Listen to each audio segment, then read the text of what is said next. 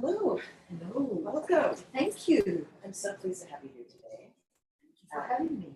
Hello to all of our viewers at home. We have a special treat for you today. And I want to introduce myself. My name is Shady Rose. I'm the events manager here at Lost City Books. And as you can see, we're in our wonderful, beautiful children's books section here to discuss today Nour's Secret Library. I would like to introduce you to Wafa Tarnowska. Wafa, can you please tell us a little bit about yourself and your background and your history? Yes. Well, I'm a Lebanese born, but I've lived in many countries in the world. I left my country when I was about 19, and I've lived in Australia, UK, Poland, India, Cyprus, the UAE. So I call myself really a world veteran. But at the moment, I live between the UK and Poland at the moment. But you know, my dream is to have a house by the sea. So beautiful. Thank you for sharing that. And I think what you just said is really interesting. It's that you're from everywhere. You're from all parts of the world. Can you tell me a little bit about your travels and how they have impacted your writing and the work that you do? Travel is the top priority in my life. Basically, I write to travel, not to eat or buy fancy cars, or I don't even own a watch. But travel is for me the best thing. I just really love discovering how people live. I love discovering how people eat, new foods. I'm utterly in love with textiles, so I collect textiles specifically by women in general from all parts of the world. So I've got some beautiful collection of either woven or handmade or that's my passion, is basically traveling, meeting people and collecting textiles and eventually writing about those adventures.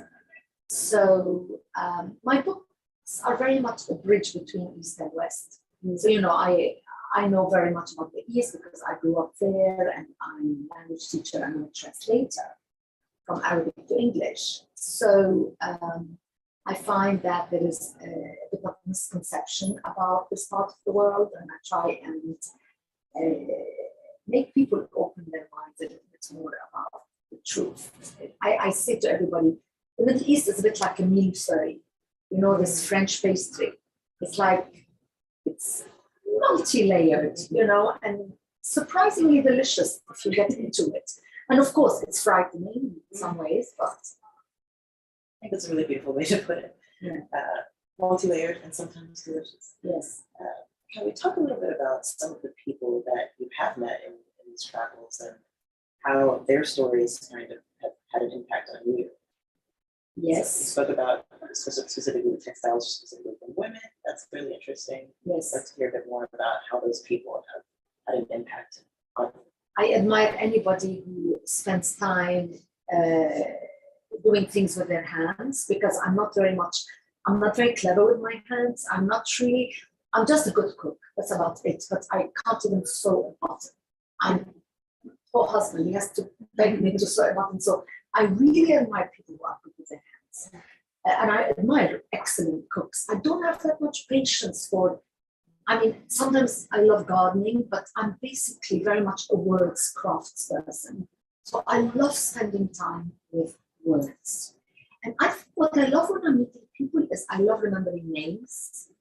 People's names for me are so important because, I've just been signing books at ALA, and some of the names I've signed for have been magical. I keep on telling people, oh, I think I might choose your name for the next story. You know what I mean? So for me, name are like a word. They open up a world for you. Just a person's name, not even knowing what they do. You know, you learn so much about them, why their parents call them this way, or they're proud of the name or not proud of the name. What do I remember about travel? I remember beautiful scenery, and that definitely informs my writing. I remember meeting amazing people. Like one day I was traveling in Palmyra with my brother. Palmyra is a desert oasis in Syria, and it has beautiful ruins, which go back to BC. It used to be a very famous stop along the Silk Road. And then many people have visited it, and it's unfortunately it was recently destroyed in the Civil War. But we were stopping in Palmyra and we were visiting the ruins, and it's a Bedouin encampment. And the Bedouin guy came and said, "Would you like to come and have tea with us?" And my brother and I said, "Sure." And we sat there on the ground and we had the tea, lovely sweet black tea, but very sweet. And that's quite a number of years ago, but it still is an amazing memory for me, that sitting in a Bedouin tent on the ground drinking tea. And I could count so many like experiences like this, like when I traveled in Ecuador. It doesn't have to be the Arab world. For instance, meeting a shaman and just sitting and watching a Kenyari shamanic kind of ceremony for, let's say, for water. Or when I visited Guatemala, you know, they offer cocoa to their gods because cocoa is the drink of the gods. Things like this, it makes the world so much more exciting than what we see through the official media. Makes the world more frightening. I think that the reality of the world is way more exciting and more friendly than is depicted. Right. Yes. I agree with that. And culturally, I think, especially in more of the Western world, I think we're a little bit indoctrinated with the idea of being estranged from each other. But if you make the effort to go out into the world and meet people and invite that friendship and that community, I think the world will surprise you every time. Absolutely. I mean, when I was in Ecuador, I used to go and visit a guy who makes wonderful rituals and beautiful kind of like scarves, big scarves that we make into maybe ponchos or whatever. And I used to go and visit him. And one day I met the woman who had embroidered the poncho. And I bought it, of course. And I just wanted to have a picture with her because I just thought, her energy is in this thing that I'm going to be wearing. And you know, people, just a smile and a hug is all you need. You don't have to speak the language. I speak Spanish rather badly. Just smile and hug, and you've made the bridge. Yeah. Speaking of words, you said you speak Spanish rather badly. Yes. If you speak at all, I think that's good. But let's talk about how your books have traveled as well, and the writing that you do, how it's received in all of these different places, the reactions that you receive to your work. Yes, I'm very lucky that my books have been translated into several languages. From the second one, which is The Seven Wise Princesses, we've had it in Spanish and so many other, I mean, even in Korean and in Portuguese, in Spanish, in so many different, Dutch, Danish.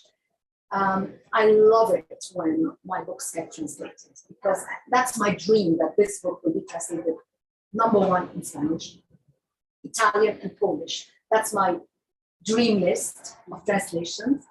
I just think that there should be more translations of literature, specifically for children. So children would be open to new concepts, new ideas from other cultures, not just English. I agree. I mean, as you saw when looking around you, we have a lot of books that have been translated or books in non-English languages here, which is why Nour's Secret Library is so appealing to us, because this definitely adds something very beautiful to the selection of very important children's books. Can I ask you a little bit specifically about Nour's Secret Library? When did you begin writing it, and sort of what was the original spark that led to this book? I've been thinking of writing a book on children and war for a long time, because I'm a child of war. You know, I experienced the war in Lebanon when I was about 16. And I had to live 6 months in the basement before I went to Australia to study. And they were very traumatic time for me because we were being shelled and we couldn't leave, and we had to eat tin food and we couldn't eat fresh food. And so I spent a lot of my time reading or drawing or coloring and playing cards with my friends. And so we were about 40, and I write in the back of the book that I wanted to write about that part of my life, but I did not want to write about it from a victim's point of view. So I was waiting for a time when I could write about my war experiences from a hopeful point of view. Not that war is good, but that if you have the attitude of you will get through it and you will survive this difficult time, then it's kind of manageable. It will always leave a trauma in you. Like, I don't like violence. I'm a vegetarian. I don't like violent films or violent books or anything like that. So I waited, and then I read about the real story of a secret library that happened in the suburb of Damascus called during the war in Syria, which is not ended yet. But that story happened in, so from 2013 to 2016. Children were picking up books from bombed out buildings, and they were taking them and they were cleaning them, and young people, and they were cataloging them, and they managed to gather 15,000 books of different languages. People think it's only Arabic. You know, the Middle East, they speak many languages. So, and then many religions. So they had Hebrew books, Syriac, which is one of the languages that Christ used to speak. It's an ancient language that is still being spoken. So they gathered all these books and they found the basement and they put them all in and they built shelves, and it became like a haven for under the bombs for 3 years. And I just thought, okay, that is the story. I'm going to combine my life, my story of the war with this hopeful story, because out of a tragedy, they make something good. I think it's very important what you said, that children of war, need their stories to hope as well.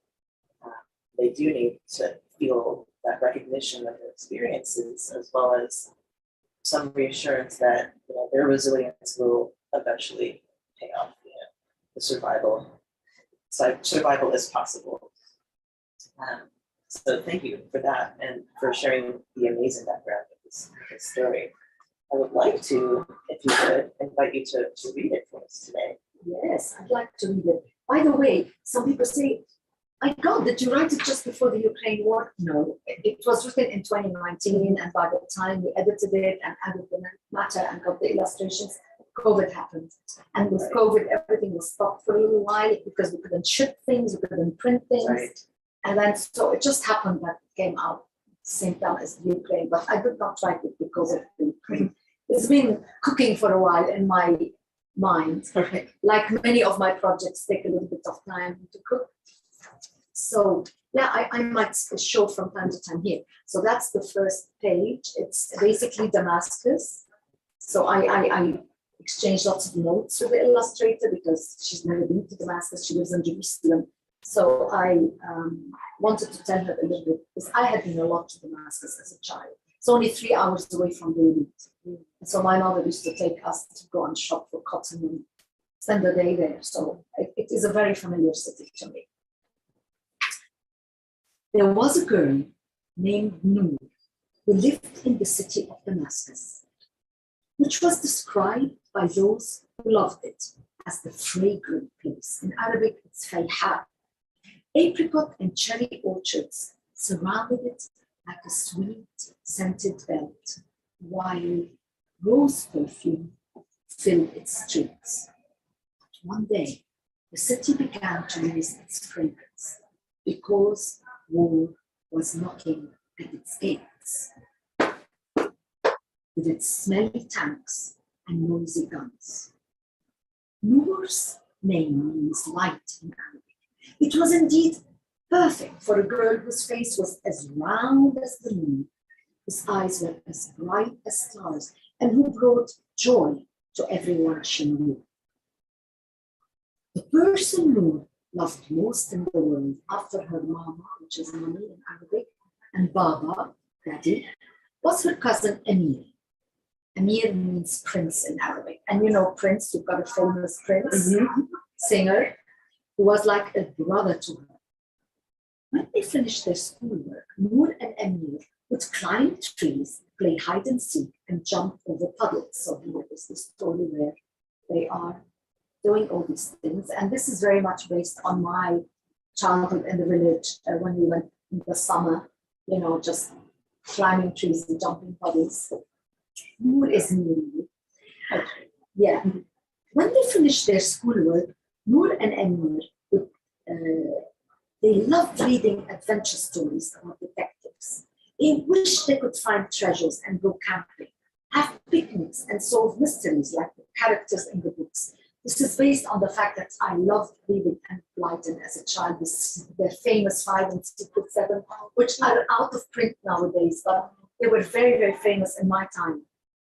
You know, this is like a little secret club of kids who have adventures. So that's based on that.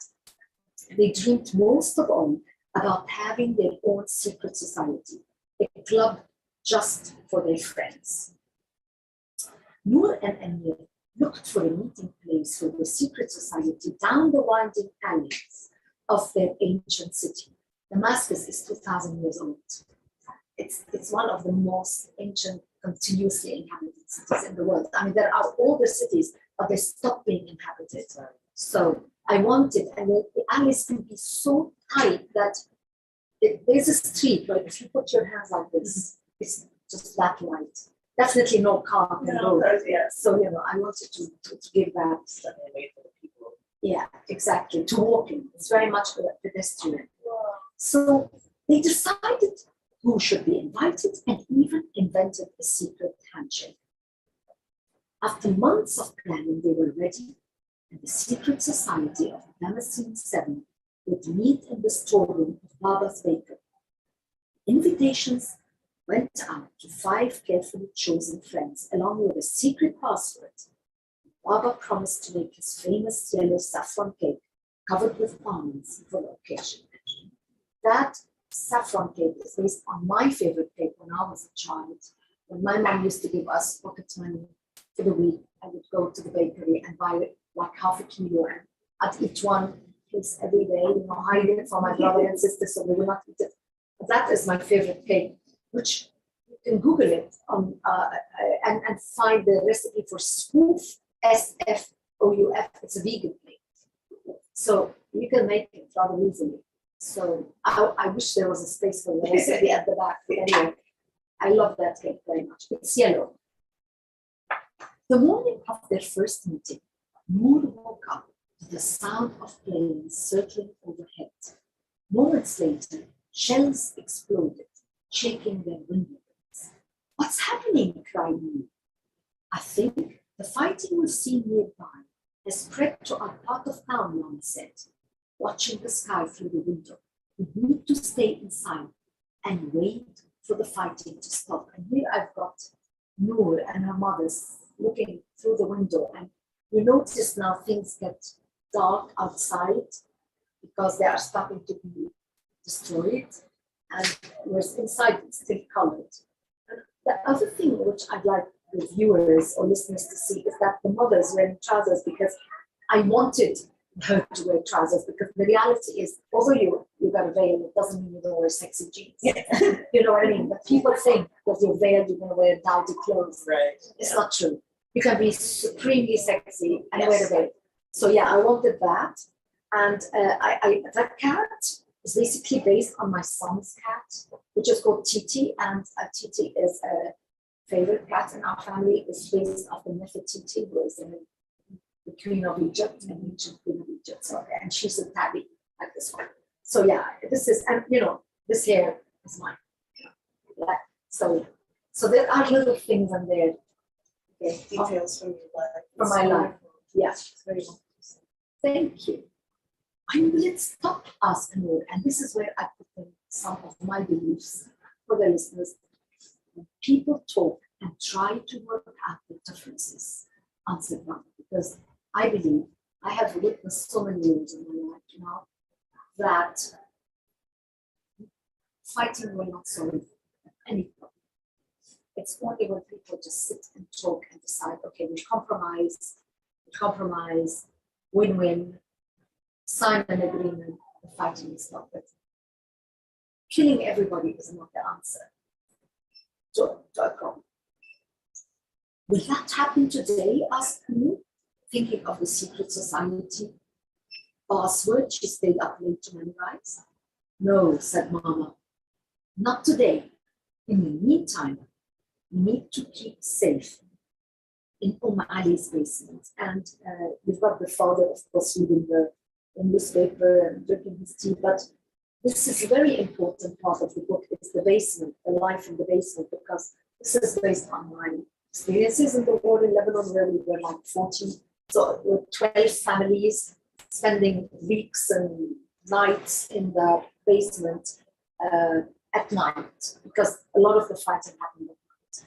And then when the fighters would stop for a break, we would go up back to our flats, and we would change or eat or sleep a little bit or do our homework, because with the fighting, you can't leave the house. And it's too dangerous to be outside and even be near a window. So basements are safe because they don't have windows in general, or they have very low windows. So yeah, this part is definitely based on my experiences in the war in Lebanon. The basement was dark and damp, with only one small barred window at street level. 30 people huddled in a space designed for 6.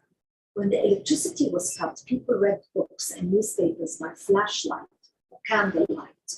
The grown-ups listened to the news on their phones while the children played cards at their feet. And I must remind the listeners that, you know, with the war, there's no electricity.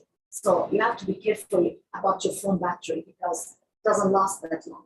You know, so you can't charge it as often as a normal. And I tell all the children, I read the book for them. No electricity, no fridge, no ice cream. Ice cream melts. No milk. Milk goes off, becomes sour. You know, no fresh meat. So it's all tins. So there's a lot of things happen. You know, complete transformation from life before. Yes, Right. Exactly. Anyway, everyone hid in their basements at night during the worst of the fighting. The soldiers often rested in the daytime, which gave people a short and precious chance to go home or out for supplies. The souk, which is market in Arabic, was shut down, and there was very little fresh food, and certainly no sweets, biscuits, or treats. At first, Nour's Baba brought over some leftover pastries from the bakery, which he carried down to the basement with hot sweet tea. After a while, bread was only available once a day. And Nour and her family often went to sleep hungry, and that is the truth of war, is that supplies ran out. So he's the father going downstairs with his kettle, you know, carrying the bag of sweets for the kids. So I love the illustrations so much. Beautiful. Yes, I think she's done a great job. The fighting lasted for days on end. Nour and the other children stayed safe in their building basements at night. They could not play outside anymore, and you see it here, the destruction gets grayer and grayer, you know, because more and more destruction is happening outside. Taking the life out of the city. Yeah, and the light and the color, you know, and actually bombs make everything gray. You know, you've got smoke, you've got fire, it burns things, you know, so everything becomes very gray. They could not play outside anymore. All of the schools closed, so did all the shops. Playgrounds emptied and birds disappeared. And that's a true observation. When there is war, there are no sounds of birds. Birds disappear, they hide. They can't sing when it's morning. So it's really eerie to wake up and not hear the birds in the morning, because they've been silenced. You know, I wouldn't even think of. yeah, you will think of it if you've lived the war. I remember saying, where are the birds? They've gone. And then eventually when peace returns, the birds return. It's really amazing. Anyway, Streets turned into dangerous battlefields. Some young people joined the fight. Others hid at home, waiting for the fighting to end and for schools to open again. But they had to wait a long time because buildings around them were shelled one by one. They collapsed into huge piles of rubble, spilling the things inside onto streets like open suitcases. And so, yeah, see things just tumbling. And this is where the story starts, because a lot of things tumble onto the street. Usually people loot them, but in this case, they collected them. So whenever there was a lull in the fighting, Amir was sent out to buy bread. On his way to his uncle's bakery, he started picking up books he found in the streets.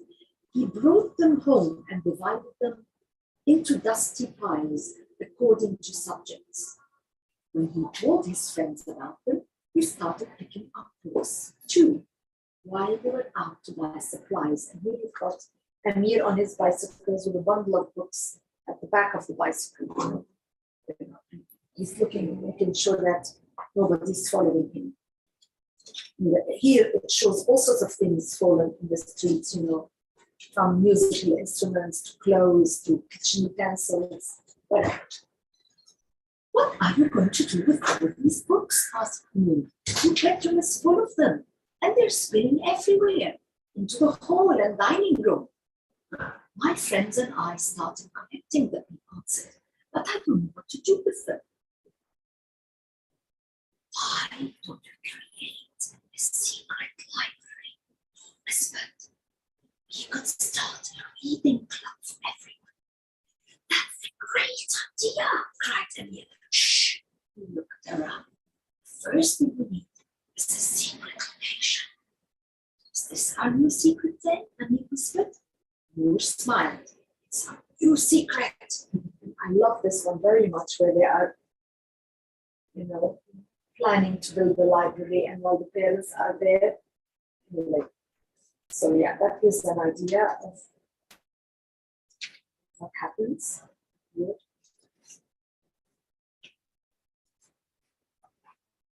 First, Nour and Amir cleaned the dusty books.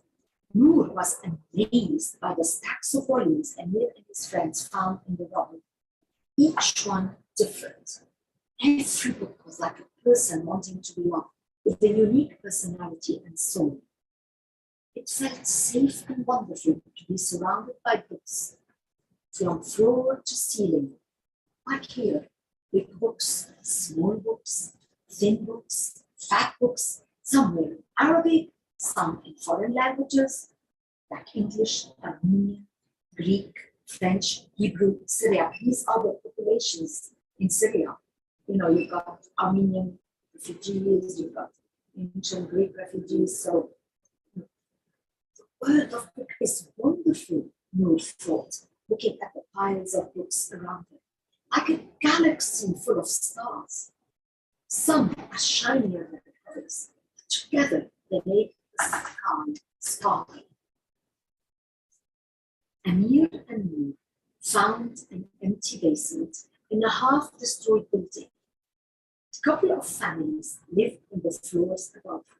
Everyone else had fled with the help of their friends. They transported the books, one backpack at a time, to their secret location. It took such courage to walk slowly, carrying the heavy loads, with the risk of bullets whizzing by. They were lucky that no one was injured. And here you have the picture of their building. They're constructing the library by finding bits in the street, furniture, carpets, shelves, whatever they could find, books in the rubble. And that's a true story. Yeah. So, whenever there was a lull in the shelling, Nour and Amir and their friends would sneak into their new library and build shelves with planks of woods they found in the rubble. If they found a table or a cushion or a chair, they would bring them down too. They named the library Al-Fajr, which means the dawn in Arabic, like early morning, dawn, because they hoped for a new dawn after so many dark nights.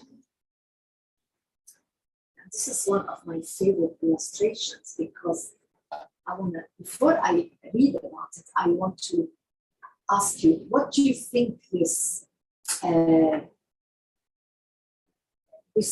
picture says? It just seems to have all of these worlds colliding. Yes. All of the different internal worlds of the children and books, all of the information and the stories just Exactly. collide together. Yeah. So beautiful. Yeah, it's basically books, but in images instead of in words, you know. So you have these books on algebra, books on medicine, books on cooking, books on gardening, whatever. I just think it's a very interesting page. The library opens every single day from morning to dark. It's only closed for the Friday prayer because Friday is the day off in most Muslim countries. Rescues follow medical books to learn about the human body and how to treat wounds. Teachers looked for ideas for home lessons. Even Nour's Baba borrowed cookbooks to learn how to make foreign cakes. Looking forward to a day when he could once again try out new recipes. One boy called Amjad, and that's a true story. There was a boy called Amjad in the real library. He is here, blue. He lived next door, and it was safer for him to stay in the basement rather than above ground, and more fun to spend the day reading. He loved the library so much that Nour and Emir found him a desk and chair and appointed him deputy librarian. It's true, this is true. They even taught him the secret handshake, so he would say,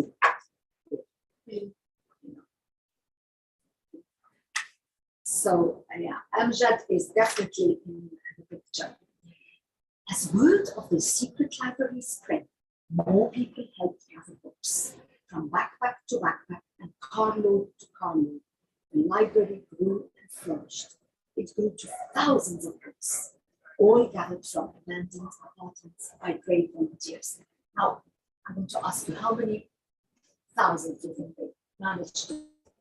I would say 10,000?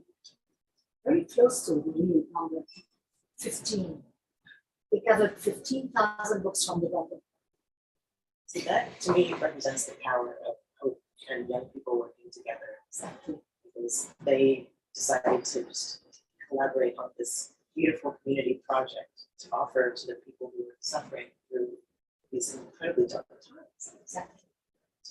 Yeah, so here's a little one where you see them downloading, carrying the books into the library, and here's the library.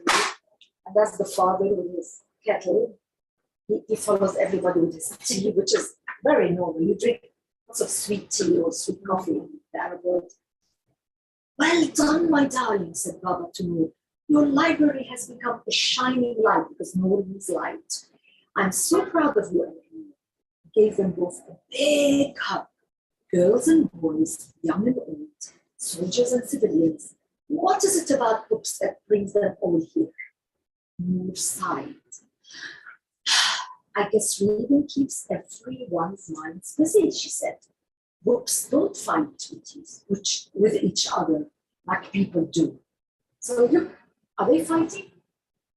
They're very peacefully, happily existing, in this space. So yeah, I think we should learn from books not to fight, I think it's Yeah.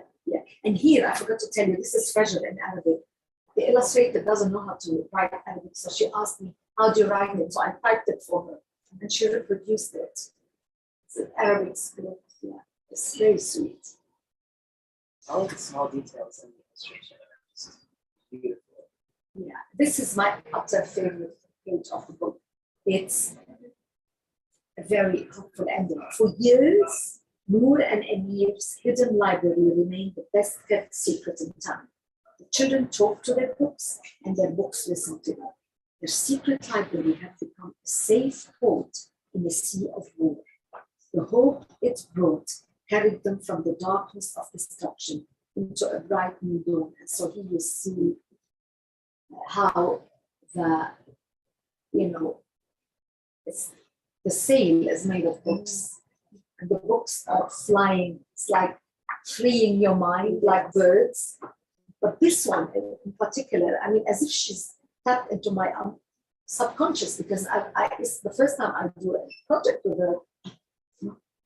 2 books before, I wrote the Arabian Nights for barefoot books, and this is a little bit of the Arabian Nights in there, you know, with the flying carpet, you know, with the kids. And then here is even more into my subconscious, basically. I'm very proud of my Phoenician heritage. So here is Phoenician trireme, it's called, the way it is.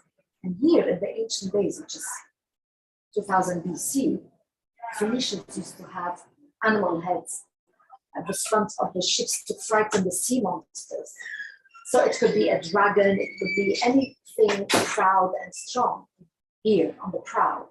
And she did it. She didn't ask me. She just as if like she'd read my subconscious. It was amazing. Anyway, so this has been made into a poster. So and it's free. You can write to the publisher, Barefoot Books, and ask for a free poster for your library. So, you know, yeah. And so at the end of the book, I've got here about Syria. So there's a map, and then there is some information about what Syria grows: pistachios, damascene roses, soap, laurel soap. It's famous for these things, that you go and buy these things very specifically. And then also some of the animals in the Syrian desert, and then the glossary for some of the words you might not know in Arabic.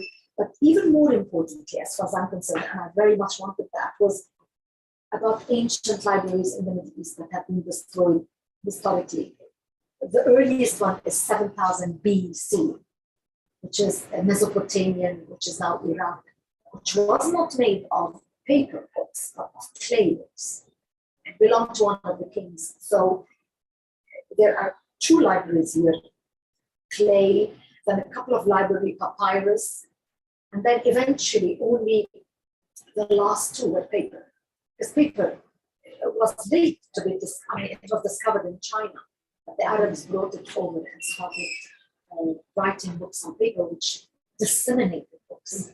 Because before it was only kings who could own books. I mean, you know, tablets were heavy, and not everybody could have a tablet in their house and things like this.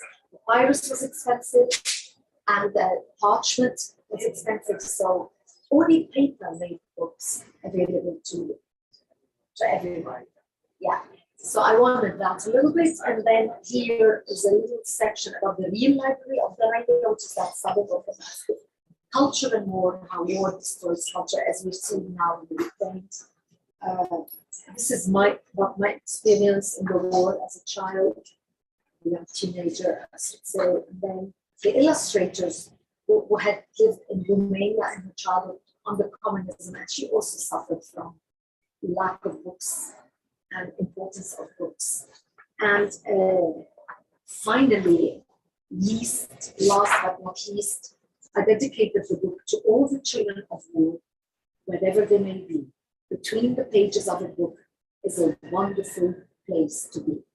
So I hope you enjoyed it. So much. Pleasure. The story is so beautiful.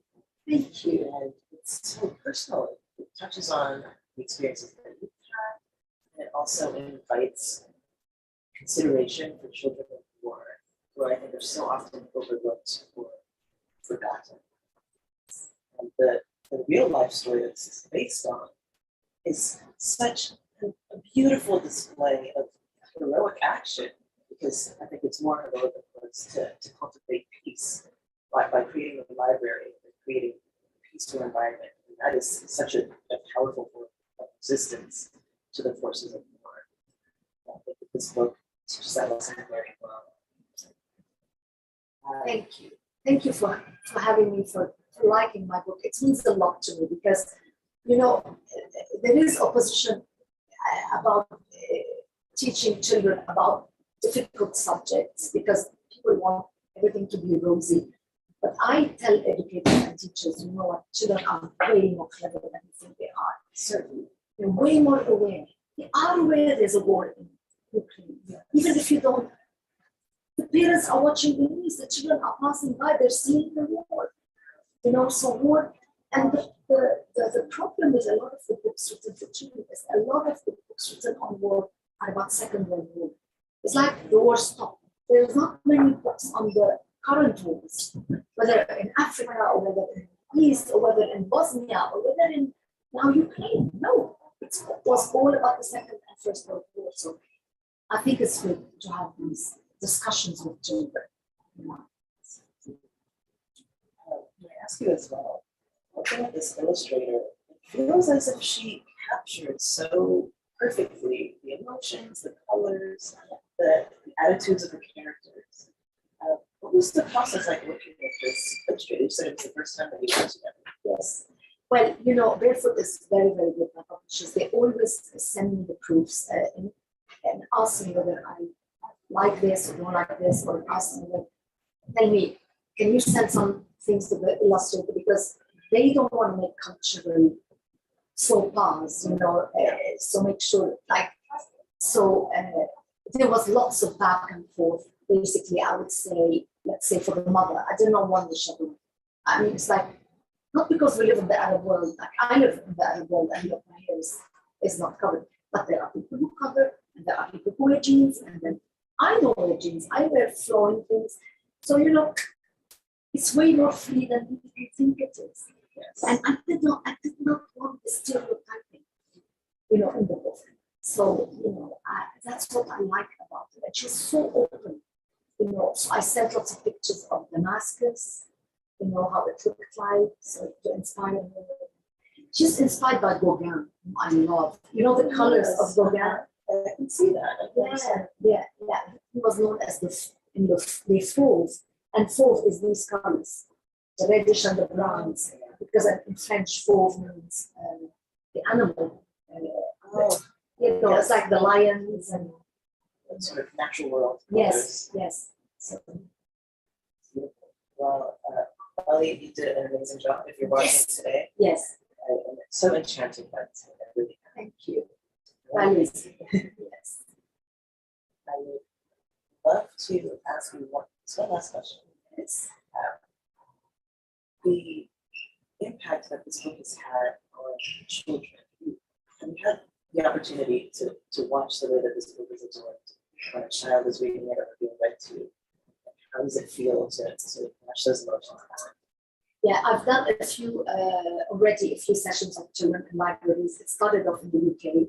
I did once, and people were a little bit worried that so all the children came with their mothers because they were afraid about that subject, and we should see them. I was explaining to them a little bit about what a war feels like. I said it's a bit like when you were in COVID, we were not allowed to get out of the house.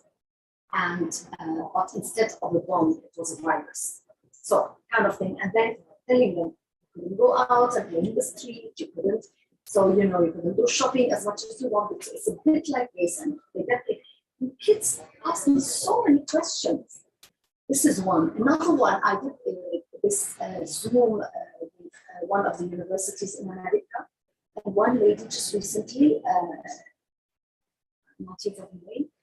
And one of the ladies said to me that she read it to asylum seekers or refugees that she works with, older than the age group that it's meant to be. And she said, because they really identified with it. And that gave very much scope for discussion about your experiences, because people are shy to describe their experiences. But a book can kickstart that conversation.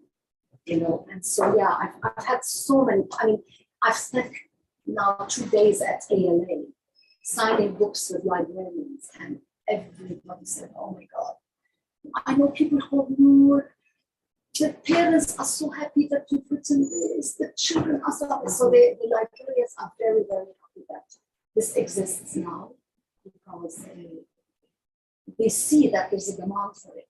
Absolutely, there certainly is a demand. It's so important for stories like this to make their way into the hands of young children everywhere in the world, especially. I think maybe in the US, especially, we've had a certain lack of perspective sometimes, and offering children the opportunity to understand the experiences of another child across the world and understand the consequences of the global state of the world, really. And like I said earlier, I think it's so important to offer children the respect of the truth, of giving them the truth. You can't hide the truth forever. You know, I mean, whether it's about gender, whether it's about climate change, whether it's about war, whether it's about violence, kids need to make these decisions that and decide for themselves which path they want to take. I respect. That's why I love writing for children. You know, I love them so much. You know. Thank you for having me. Thank you, sir. Thank you for having me. It's a great honor. Thank you for listening. I hope you enjoyed it as much as I enjoyed it. I certainly did. For those of you watching at home, if you want a copy of Nour's Secret Library, you can come into our store on 18th Street in Adams Morgan, DC, or you can go onto our website and order for delivery to your home. Other than that, last thing, how can people keep up with you? Can we follow you online or website? I have a website. It's my name .co.uk, which I need to update because I've been so super busy since this book. But I promise I'll update it the minute I go home. But I'm just starting again to post on Instagram. It's Wafa Tarnowska, just 3 syllables. So yeah, I'll be posting things on Instagram rather regularly. But I'm not too active on social media because I'm super busy. I translate, I teach, I storytell, and I write. And it's a lot. It's a lot. But forgive me. But I love to answer questions. On my website, there's a page where people can, and I always answer the questions. So be sure to follow her website and keep up with all of the work that she's doing. Thank you, everyone, and good afternoon.